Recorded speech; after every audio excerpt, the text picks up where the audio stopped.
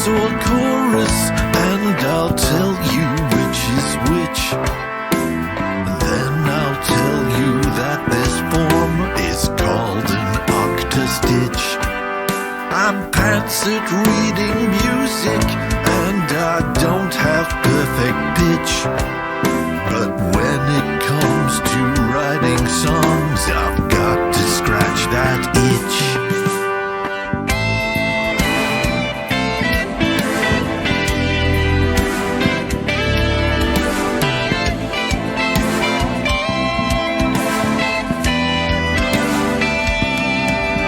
When HFO goes live on air, we all expect a glitch. 'Cause every show I do, I know that I will find a hitch. I'm not expecting what I do to ever make me rich. I'm having fun with making music here right now with you on Twitch. Hello to Yano Arias, who was first in the chat. Hello to Ryako Music and Array of Emotions. I hope you're all doing better than I'm doing. I've had a real crap couple of days. I have spent most of today in bed asleep. I don't think it's the AstraZeneca vaccine side effects, because you'd kind of expect those to be been and done with now, because I had the jab on Tuesday. So I'm just generally under the weather and feeling a bit low and a bit crap. And like I say, I have spent most of today asleep. So if I nod off during the show, just give me a poke, will you? All right. So it will probably be a fairly short show tonight. But Ryako Music says, I've been having lots of bad dreams. This will be stress. This is you doing vocalist producer challenge and running yourself into the ground, isn't it? But yeah, I went over to the VPC site and had another listen to the track that you did with Kadesh Flow, and holy cow, that stuff is good. So I hope you do well in the contest, even if you're not sleeping well. That's not good. I could sleep for Britain at the moment. I really could. It's ridiculous. Kind of. I mean, I talk about mental and physical health on this show because, you know, I'm in not the greatest of health, because I've got 1.3 centimetre kidney stone on that kidney and a cyst on that kidney. Hello, Whoppy 123. So yeah, physically I'm not that great, but mentally this last couple of days it's just been really rough. And I was chatting to Wobby on her Zoom call earlier that she did for February Album Writing Month, and saying I think it's the fact that I've been on my own for a whole year now, an entire year since lockdown started in the UK, and yeah, it's just getting to me, I think. But I'm hoping that as 44% of the UK population has now received at least one COVID jab, that things will improve. Array of Emotions said, do we need to do another Wig Bazoom? That would be good, mate. That really would be good. I think we ought to do something like that. It'd be nice to see the William Gibson board crew again. Let's start with a fun stuff, shall we? One of my heroes, who you're all very familiar with, posted something on Twitter tonight, which sent me scurrying, of all places, to CBeebies, the BBC British Children's Television Channel. This is CBeebies, and this is the show that I scurried to start watching. It's called Colours. It's a series for young children, teaching them about colour. Strangely enough. Why, you are asking? Well, Ryako's not asking. Ryako's just going, so green. And it is quite green. I mean, they're only 10 minutes each show, and the first one aired tonight. I think there's 9 of them? No, 7, 11? Whatever. There's a bunch of episodes. Why was I watching a television programme designed for children aged 4 and under? Because of who popped up in the credits. Yep. Dev cropped up on Twitter this evening and said, so while I was in London recording my new album Puzzle, I sort of ended up doing the music for a BBC television children's programme. It was like, huh? And yes, he did. It's not a wind-up. It's not April the 1st yet. There you go. Devin Townsend now does children's television shows and did a stonkingly good job of it. Rev Emotion says, Dev has a new album? Dev has many new albums. I have already received my copy of Devin Live at Leeds. Yes, he's emulating The Who. He's emulating Slade. He's released an album of acoustic songs from the tour that he did before the Empath tour, which was like phase 1 of Empath, where it was just him and an acoustic guitar. That's now an album. It's out on Inside Out Records. And yeah, he's apparently also been recording a sequel to Empath by the sounds of the music on it, because it is very, very much... I mean, the music on the kids' programme is like about the first 5 minutes of Empath, apart from the guitars. So Ryako Music says he keeps busy, doesn't he? I don't think the man knows how to unwind.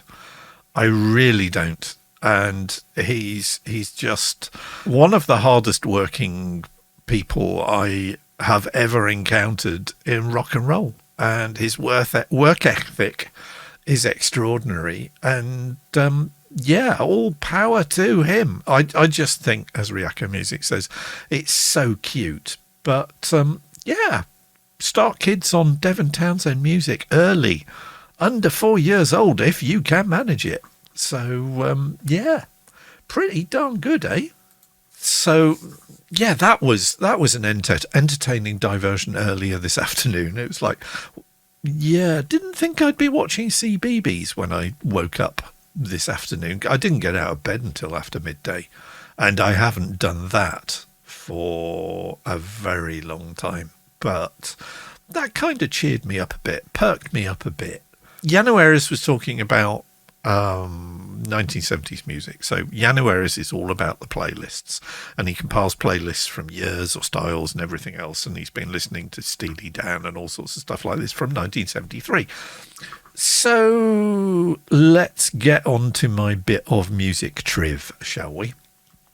So you remember, I've been going through what is effectively my sort of equivalent of comfort eating, right, is reading books that I read or got out the library as a child, and I tracked down paperback versions and bought them. So the one that I mentioned a couple of weeks ago, you remember that one?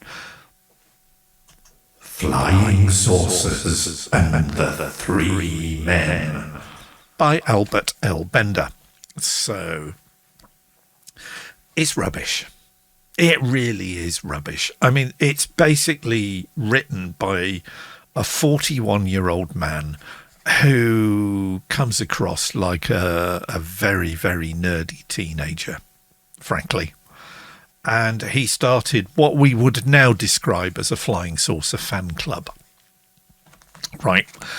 He had a mailing list. He would put together a fanzine, but the levels of grandiosity. So he described himself not only as the International Flying Saucer Research Bureau's founder, but he was also its president and its director. And his mates, who he dragged into helping out, became chief executive council members, and it just reeks of wish fulfillment to an almost psychotic degree.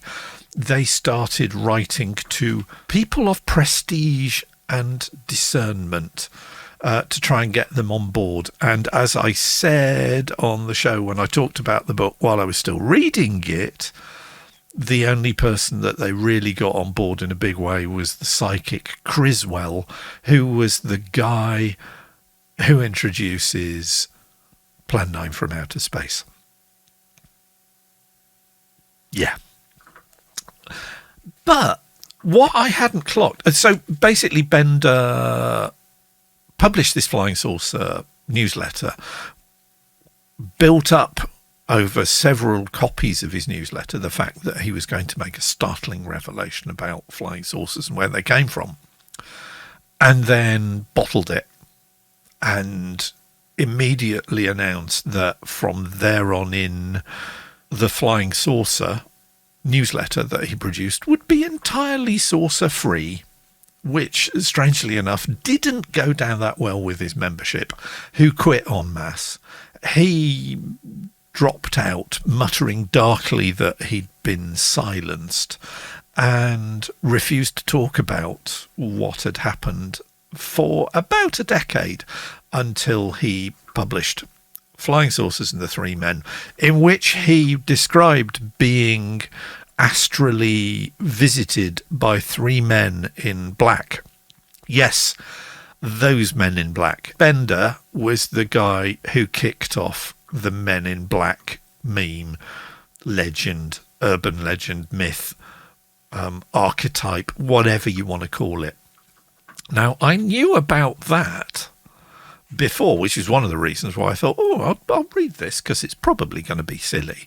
Yeah, the Men in Black transport him to an alien base buried under the ice in Antarctica. And he meets a 9 foot tall, blonde, androgynous alien, and then gets stripped naked by three very pretty women aliens who anoint him with an ointment that they tell him will cure cancer, but will also make him explode if he divulges their existence. So that's his excuse for dropping out. I think basically he got in too deep, committed himself to something he couldn't fulfill, and had a nervous breakdown and basically quit out of the business. That's my theory. It may be that something else happened. It may be that he was telling the truth as he perceived it. But about a third of the way in, I started reading about him declaring, and Array of Emotions says, what year was this? It was March 1953. And in March 1953, on March the 15th, 1953, Bender and all officers, representatives and members of the International Flying Saucer Bureau, he issued them a special bulletin where he said, we're going to make contact. We're all going to sit in our bedrooms on March the 15th, and we're going to send a telepathic message to our space brothers out in the universe who are in the flying saucers, right? And a lot of the Bureau just thought, you've lost it, mate. But then I read the message, which is actually printed out in full. I'm not going to bore you with all of it, but this is the message that Bender wanted his members to memorize and think to the flying saucer aliens. Ryako Music is way ahead of me. What a nutter, she says. Right, this is the message to be memorized and then thought out across the world, right? You ready for this? Calling occupants of interplanetary craft.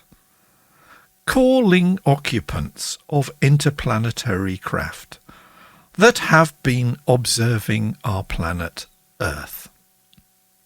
We of IFSB wish to make contact with you. We are your friends and would like you to make an appearance here on Earth.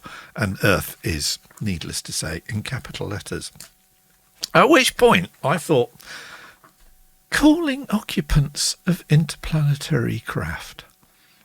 That's got a decent ring to it, hasn't it?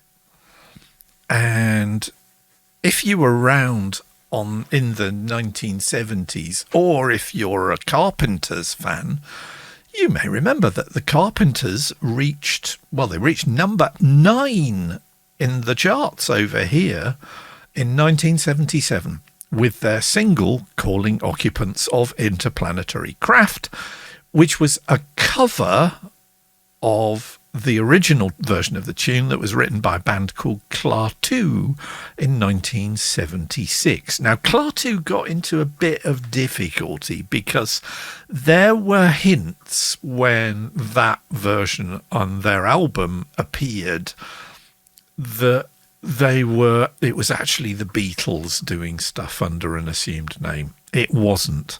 It was a rather poorly judged PR exercise by somebody in their record label not connected with the band. But the band Klaatu were an interesting lot, not least because their producer, who was also the guy who did the backing vocals on the original Klaatu version of the song, was a gent by the name of Terry Brown. And Terry Brown was known by the members of Rush as Brune. There is a track called Brune's Bane because Terry Brown produced all of Rush's albums from Caress of Steel, Fly By Night, Hemispheres, Farewell to Kings, right the way up to Signals and Moving Pictures and Exit Stage Left and 2112. They were all produced by the guy from Klaatu.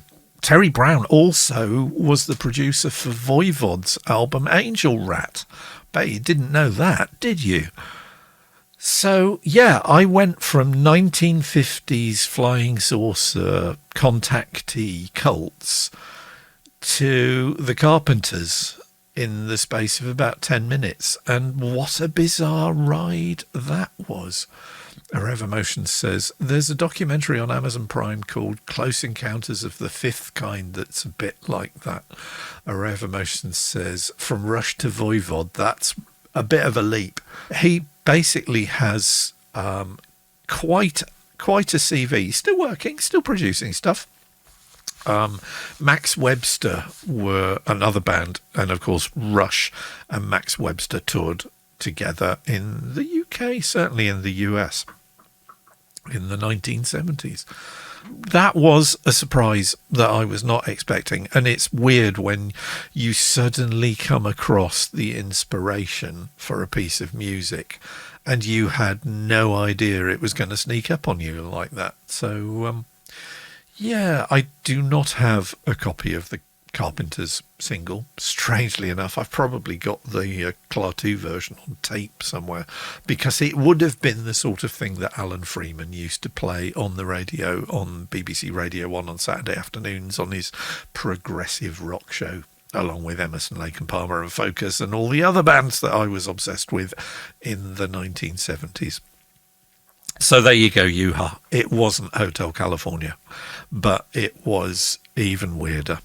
And yeah, from Mr. Bender, I've just finished reading Kenneth Arnold's book about flying saucers that he co-wrote with Raymond Palmer. Ray Palmer was the publisher and editor and general dog's body in chief for a science fiction series magazine called Amazing Stories. And Raymond Palmer kind of had the same sort of thing as Albert Bender did, because Palmer started printing lots and lots of stories about these nasty cannibal alien things that live under the ground called Deros that were the invention of Richard Shaver, and these stories became known as the Shaver Mysteries. It was all complete preposterous, hokey science fiction stuff, but people lapped it up to the point where Palmer, I think, realised that Shaver was going to take over Amazing Stories, so he stopped publishing them. Ray of Emotion says, lizard people? This was before lizards. This was more sort of de-evolved, robotic sort of. In fact, I think they were called de-evolved robots. But, nasty cannibal alien things. So Arnie Hammer, says Ryako Music. Lol. Yeah, oh, dear. So you had Palmer backing off from promoting all this stuff, and then suddenly losing a lot of the circulation of the magazine. In fact, he quit as editor, went on to publish other magazines. But he paid Kenneth Arnold to go to Seattle to investigate a flying saucer sighting. Now you're thinking, well, who the hell's Kenneth Arnold? Well, Kenneth Arnold was a fire extinguisher salesman who had his own plane, and that meant he could cover multiple states in the northwest of the United States by flying to different cities and selling fire extinguisher systems. And when Kenneth Arnold was flying over Mount Rainier in 1947, a bunch of things flew in front of him that he did not know what they were. They were quite small, but they were very shiny. And when he talked to newspapers afterwards, he described them as flying like saucers would if you skipped them across the surface of a pond. And that is where we got the name flying saucer from in popular media, even though flying saucers had been described as such years before. But I've just read Kenneth Arnold's book, and he was a very down-to-earth guy. It's chalk and cheese compared with the Bender stuff, because Arnold was sent by Ray Palmer to Seattle to investigate a sighting that had been reported over Maury Island in 1947, shortly after Kenneth Arnold had his own sites just up the road on Mount Rainier. And Arnold very, very quickly decides that he's being led down the garden path by a couple of guys called Dahl and another guy called Fred Krisman. And this is where it gets really weird, because on the back of the book, even though it's not mentioned inside, it is suggested that Fred Krisman was actually a CIA operative who was trying to derail people's belief in flying saucers by staging sightings of his own. Krisman was also eventually, so the story goes, subpoenaed to testify during an investigation of the assassination of JFK, and was suspected of being one of the three tramps who were arrested on the day of Kennedy's assassination in Dallas. However, Krisman maintained that at no point had he actually been in the area at the time. A Ray of Emotion says, I feel like this is now a Weird Things podcast, which I'm very okay with. I'm just going through a phase, right? And I'm doing this basically to recharge the batteries. Remember I say, feed your head. You've got to have something in your tank to churn the imagination, ready to start making music again. And next month, the 180 challenge kicks off, which, as I said on Thursday, I'm going to be doing. So I've just been chilling out, reading books, watching The Falcon and the Winter Soldier, and generally not doing an awful lot to engage the grey matter.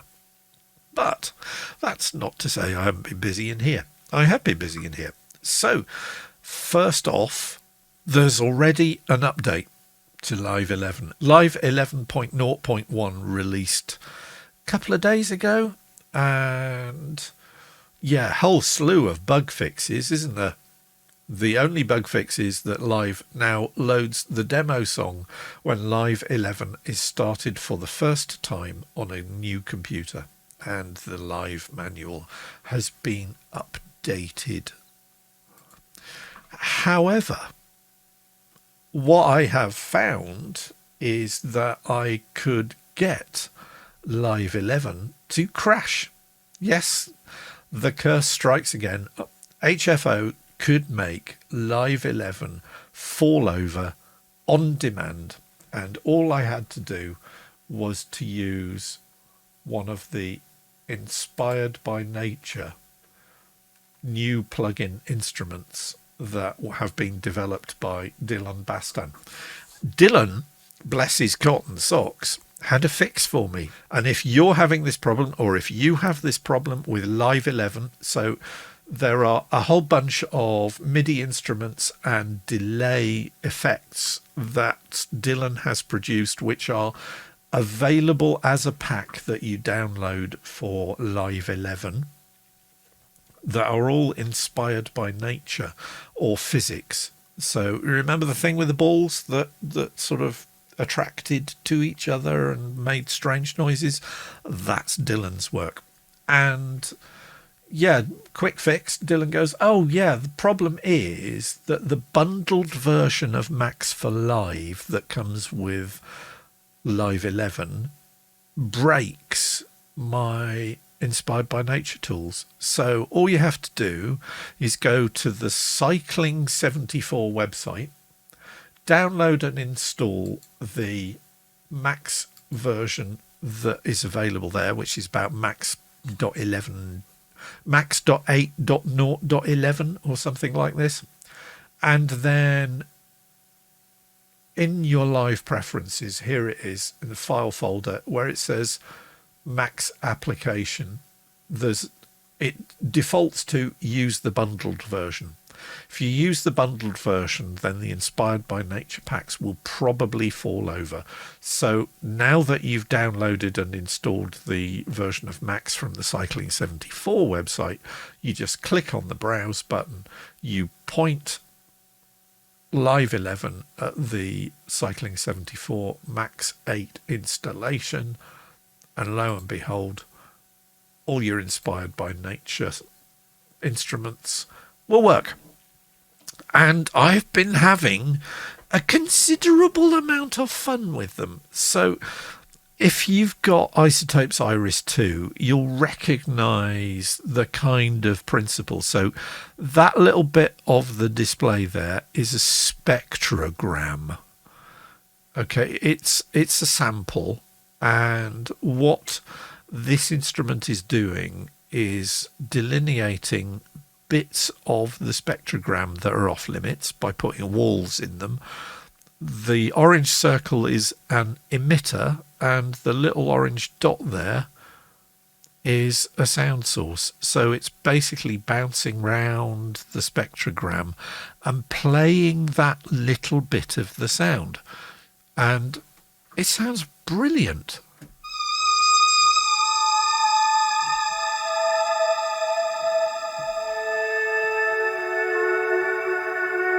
So I don't know if you can see the little blue ball there that's bouncing around.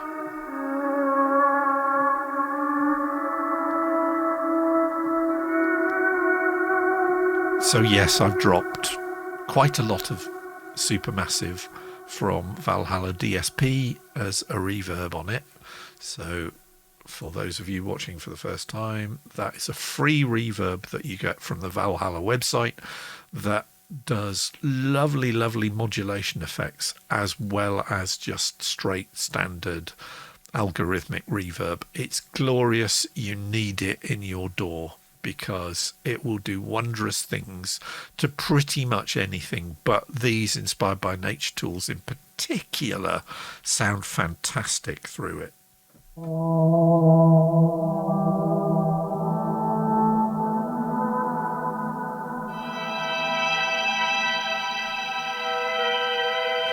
So it's got a kind of ghostly mellotron feel to it, I think. Raquel Music says, that's cool.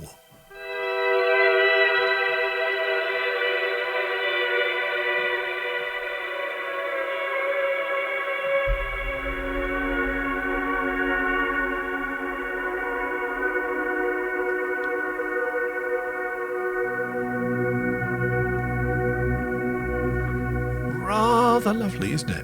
So that was one that I was rather taken with. Here's another one. This one's a preset called Slow Travel.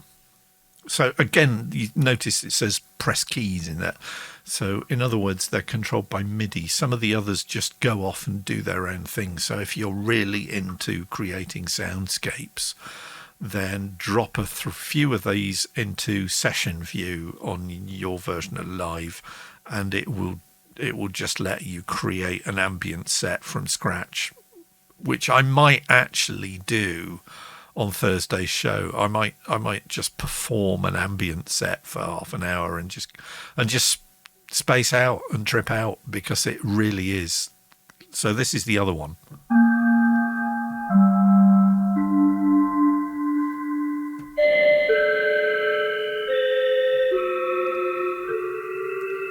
Nice fun and games going on in the stereo too.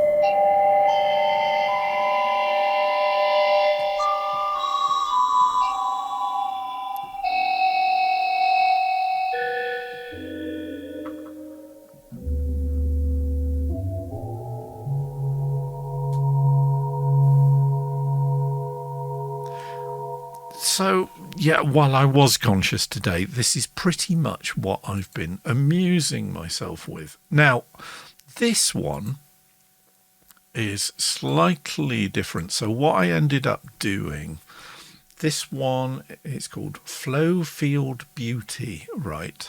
And with this one, I have also set up Ableton's delay, and I'm going to just set it up as a ping pong, the longest ping pong that you can get with Ableton's stock ping pong delay, which is 16 beats.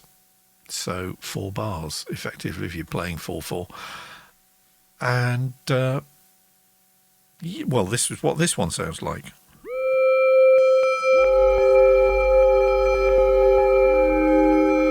There's instant ambient album.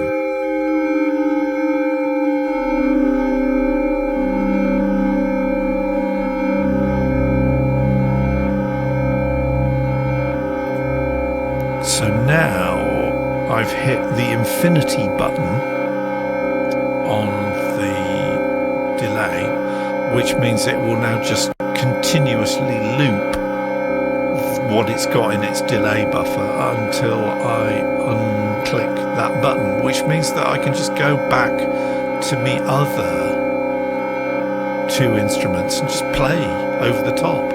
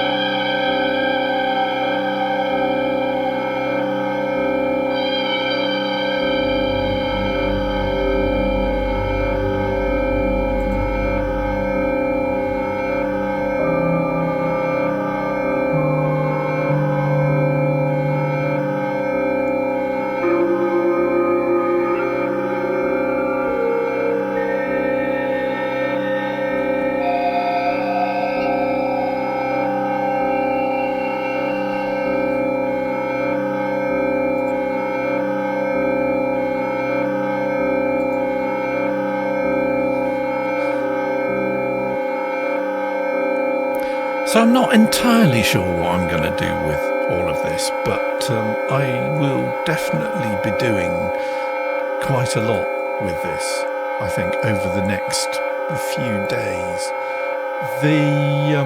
I was saying the ones that I've got, this is actually decaying, but we'll just...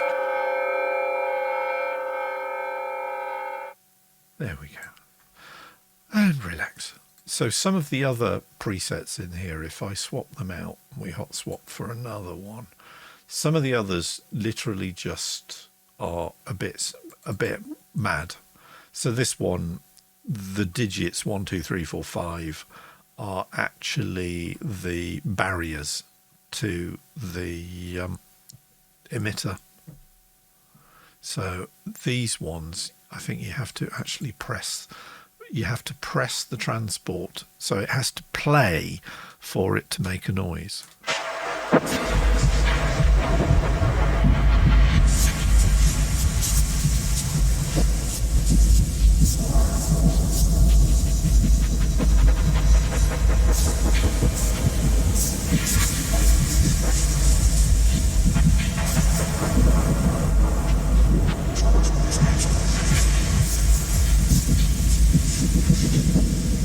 So that one immediately had me thinking of the hotel that David Bowman finds himself in at the end of 2001: A Space Odyssey.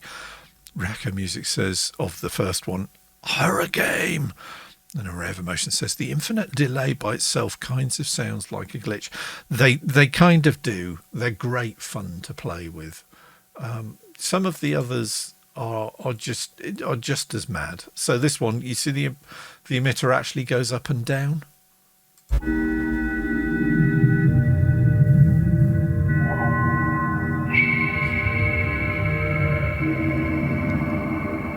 So, I mean, I could just sort of sit here and set a few of these off going, talking to themselves, and I could actually have used these as background music while I was talking about Albert Bender and Raymond Palmer and Kenneth Arnold, really, couldn't I? Because this really is a bit sort of alien spaceship vibe when it comes to soundscapes, isn't it? I rather like that one. What else we got? We got one called Back to Front. Well, let's just sort of go through a few of them. This one's called Back and Forth.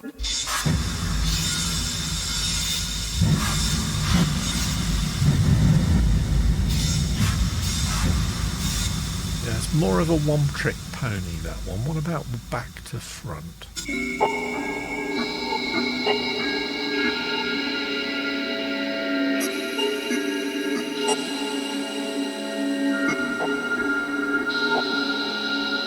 The other thing that's really neat about this is that that's the spectrogram of an audio file, right? I don't have to use that audio file. I can go to my February album writing month directory, grab a WAV file from one of my songs and drop it. And now it's basically mangling my song Platonic Ideal.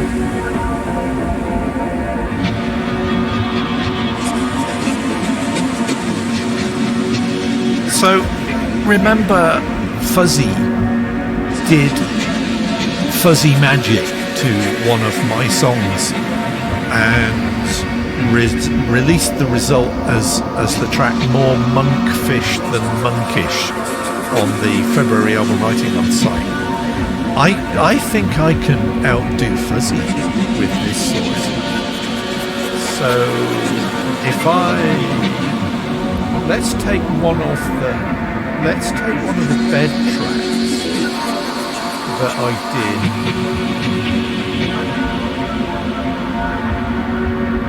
did. So let's stop that. Remember, I did a couple of tracks during February album writing month called Slothcore, and the idea behind Slothcore, it's slow, it's dirty, it's between 20 and 40 beats per minute, so it's really slow. It quite often stops to allow naps, And believe me, this weekend, I have been all about the naps. So the way that I approached a Slothcore track was to drop it into sliding stretch in Audacity. So here we go.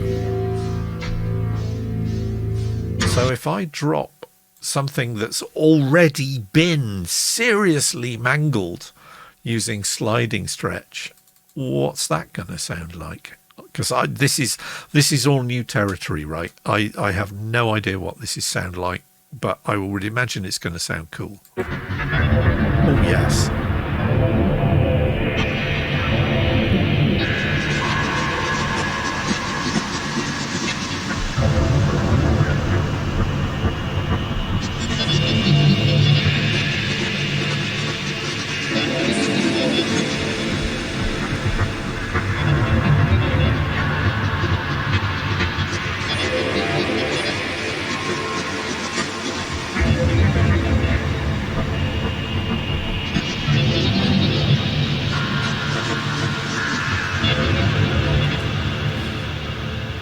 Reacco Music says, you're going to out-fuzz the fuzz. I think I just did. Man, that sounds really, really cool and really, really odd and really, really unusual. And I am all about cool and odd and unusual, as I am sure you are well aware. But, yeah. Okay, that's definitely got a lot of potential there. I'm rather taken with that. So that's what I have mostly been doing over the last couple of days. However, I don't know if you noticed anything. Did you notice anything different about that presenter mode bit? So if I go back to presenter mode, so you notice anything sort of round me camera? Low frame rate is because I've not got the center light on, and I've been kind of tweaking my picture settings quite a lot. And one of the things that I did was fiddled about with the exposure on the tripod cam feed. And yeah, it really has slowed things down tremendously. But that wasn't actually what I was hinting at. So one of the things that I've done is that I've added a couple new plugins to OBS Studio. So let's make that a bit smaller, shall we? That's a bit better. Look at that, says Array of Emotions. Yeah, there is a plugin that you can find on GitHub for OBS. Just OBS Studio, right? It's called StreamFX. And to say I have been rather taken with it is putting it mildly.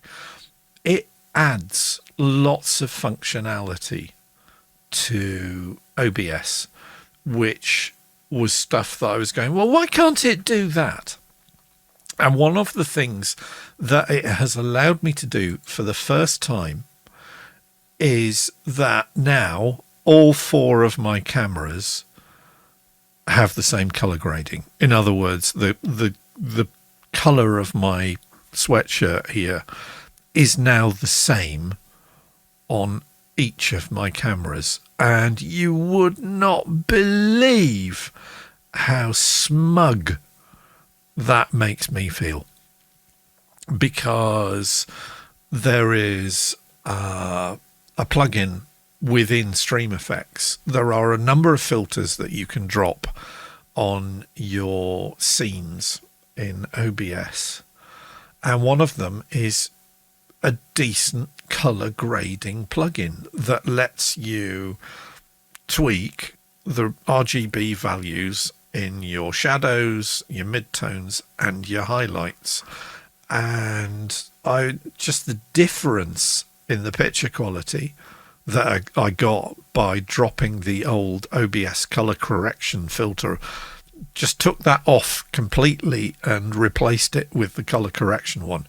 And I'm just going to go back to the 4-way shot because I just think that's amazing. It actually looks like I've got a proper 4 camera setup. Where, oh, look at that lag. That really is quite something, isn't it? So yeah, I've got cheap webcams and they're not particularly great. I mean, the tripod cam there, I think cost me 19 quid. But yeah, so I was very, very smug. So that's StreamFX. So you can download that from GitHub and you just install it. It drops into your OBS Studio directory and it gives you a whole bunch of new toys to play with. Fantastic, says Ryako Music. Wait until you see my closing credits, because one of the other things, and this is a rabbit hole that I am desperately trying to avoid going down, right? I used to run the computer graphics department of the company that I first joined when I moved down to Bristol in 1995. So I've got a sort of passing knowledge of computer graphics, and I've been spending a few hours this week teaching myself Blender because I thought it was something that I could do to create rather unusual graphics for the website. For OBS, for the stream, whatever else. But it's slow going because I'm old and stuck in my ways and it's newfangled computer. But Rave Emotion says, an actual computer book. Wobby says, oh, I had a Blender phase. I have already got to the point where I've made a head first only logo with a light that orbits around it, so the shadows do things like this. But the thing with computer graphics is that you have the wireframe and the models and everything else and the data to put a scene together, but you also have things called shaders that can add textures or effects to a scene. By you can apply shaders to materials, or you can go completely down the rabbit hole and just use shaders to create scenes. So one of the computer graphics programs that can employ shaders is the StreamFX plugin in OBS. Yeah, so you can do all sorts of weird stuff. So here's the page. It's called Shader Toy, and there are quite literally thousands of different shaders that you can use with appropriate attributions, I'm sure, that you can use within your computer graphics programs. And there are some rather splendid ones. The warning flag there basically just means that it takes a lot of CPU power to make it work. But, I mean, I really like these. There's some really cool stuff there. So I spent a happy few hours on Saturday afternoon just scrolling through the Shader Toy website going, oh wow, oh that's really cool. But there are quite a few built into the StreamFX install, and you can use them, and there's like the matrix trickly down type thing, and you can put your closing credits over all sorts of interesting stuff. So stay tuned to the closing credits, and you'll see which of the Stream Effects shaders, I have selected to play underneath my closing credits. Thing is, I don't want to go down the rabbit hole of actually starting to program my own shaders, and I very nearly started doing that yesterday afternoon. It was like literally sat down with a notebook and go, right, how's this work then? And started watching instructional videos on YouTube. And after about half an hour, I thought, you know what? Life's too short. I'm 60. If I was 20, then yeah, maybe that's a rabbit hole that I would go down. But I think I'm just gonna stick with music and let the kids have fun doing that. So that's kind of a decision, because I mean, yeah, I'm old. I have to think about whether I'm going to have enough time to bring learning something like that to fulfillment. But you know, so yes, Naturally Weird is the name of the track that I've been putting together on Live 11. And have no idea where that's going to go. And as I say, one of the things that Live will let me do is that if I go into session view and hit session view on me push, I can actually start playing bits of it and they start happening. So I can mess about with stuff.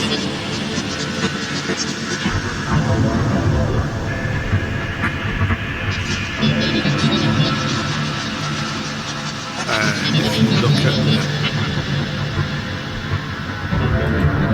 push, you see I'm actually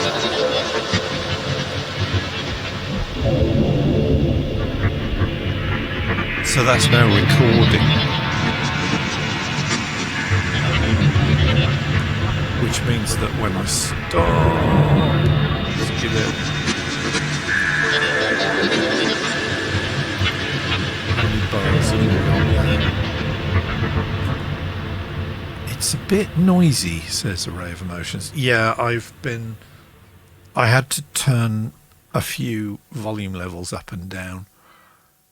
But that should now have, yeah, it has. So it's recorded stuff.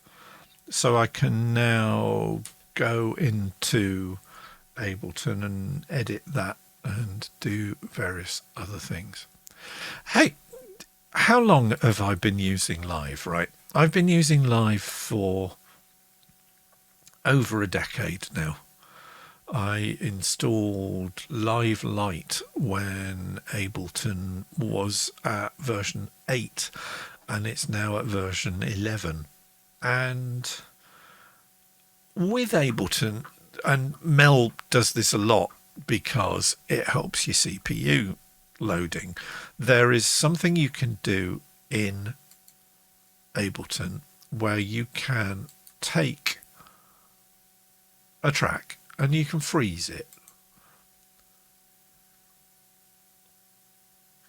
And what that does is it renders out everything on that track with any effects, including reverb on the sends that you've made. And when it's finished that, it's going to go blue. There you go. So now it no longer changes if I change any parameters. In fact, I can't change any parameters because I've frozen the track, right? So I knew about this, but what I hadn't realized is what you can then do is flatten the track. And it's the flattening track is the equivalent of rendering out a track in something like Cubase, because when you flatten a track, what you've effectively done is turn that into a WAV file. So it's still there. It's just now it's an audio file. It's not something that I can go in and edit. And yeah, how long has it taken me to do that? Reactor Music says rendering to an audio file. Yeah, it's yeah. You may well laugh, Mel, but I'm slow on the uptake because I'm old. But that it was like, oh, of course, that's what that is. Anyway, that was my adventures and my discovery in Ableton this week. And other than that, that's kind of really where I've been at. Because yeah, he said, consulting his notes in a most ostentatious way. I was editing Thursday night show and I realized that you can now actually see my handwriting on my notepad rather than it just being a complete white sheet, which is how everything appeared with the ceiling light on. But it's okay, we all learn at our own pace, says Riako Music. Don't patronize me. Yeah, it's it is. I'm just a bit thick, really. But yeah, it's if you've got all these things that you know that I don't know about, please tell me about them now, so that I won't be quite as thick as I quite evidently am at the moment. I'm pretty much at the stage tonight of saying, yeah, that'll do. An hour's good enough for a stream for this week. I hope that by Thursday I will be one. Riako Music says, one of the smartest people I know. You're not thick at all. That's very kind. That's very kind indeed. Not entirely sure it's justified, but it's very kind. Yeah, I hope by Thursday I'll be on more of an even keel. I will be working on music this week. I mean, I know I said I'd be doing that on Thursday's show, but it kind of didn't happen. I've got something now with those inspired by nature tools where I can really go down the rabbit hole with that. Rabenzif, pretty thick, that old excuse. Nice to see you, sir. Thank you for stopping by. I hope things are well in Dusseldorf.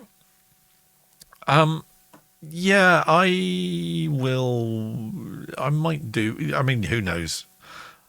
Given the fact that I can just set those inspired by nature instruments off and running, I may have come up with an entire hour's worth of ambient music by Thursday and can release a Thursday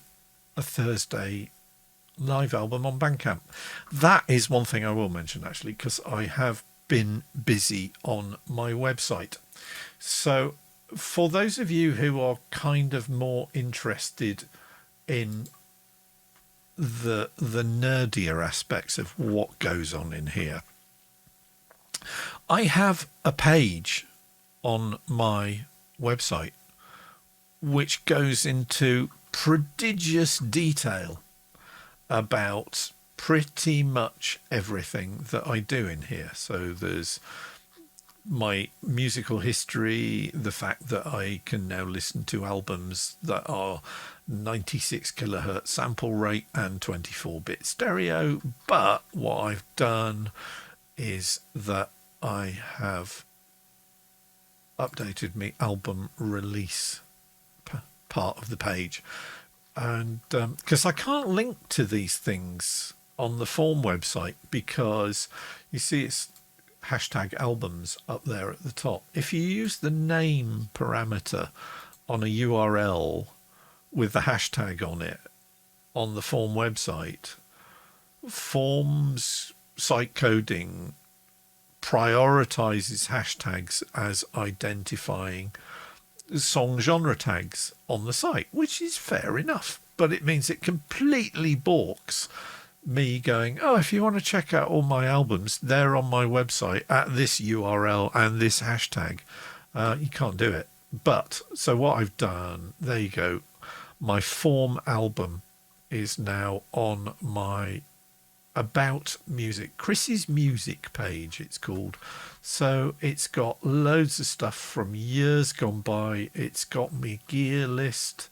It's got YouTube videos of me using my Moore Ocean machine. It's got my criteria for when I use a particular microphone.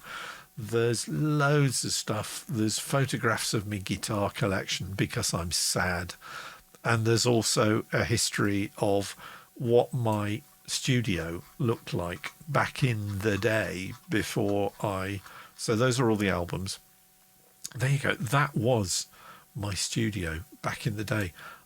I didn't even have room to put all my keyboards actually up on racks. I mean, that is a tip, is it not?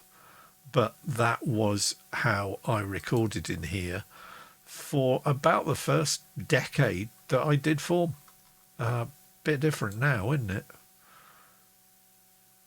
So here we are, actually in this room as it looks now, and I am delighted with the change.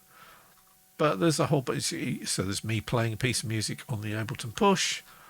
There's me playing a piece of music on my Korg M3. There's a whole bunch of stuff. So that's at headfirst.www.idnet.com. Yeah, the www and the headfirst are the other way round. Doesn't half confuse people. If you go to About Music is the page, you can read all about what I've been up to here. So with that, I will bid you a good night. Whatever you're doing this week, I hope you manage to stay sane, healthy and well throughout it. If you're going out, please still obey social distancing rules. Do not take a leaf out of the book of the idiots in Miami Beach who appear to have lost all reason and common sense, as have the nutters protesting against wearing masks in London yesterday. And as Louis, was it Louis or was it you, David, who said, I only have one face, but I have two palms. It is not enough. And yes, I noticed one of the nutters who was protesting was former Channel 4 health programme presenter Gillian Keith. Or to give her full professional qualifications, Gillian Keith. That mean blonde lady, says Riako Music. I will be back on Thursday at 7:30. And yes, it will still be Greenwich Mean Time. It will be the last show before we flip over to British Summertime. So be warned that the show this time next week will be taking place at 9 p.m. British Summertime. Riako Music says she's the one who shames people who eat crap diets and then tells them to look at their poo. That's the one. And one could make a comment about the programme being a pile of